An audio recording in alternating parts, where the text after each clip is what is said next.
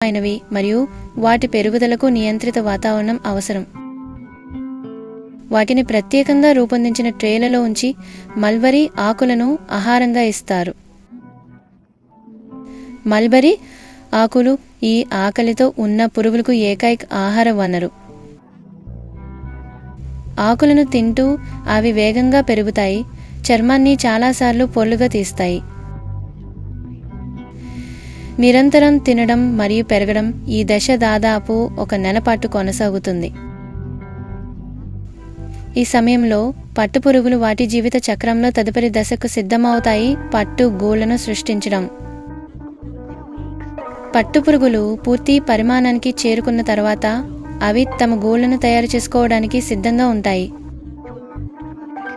అవి సహజంగానే తగిన ప్రదేశాన్ని వెతుకుతాయి మరియు వాటి లాలాజల గ్రంథుల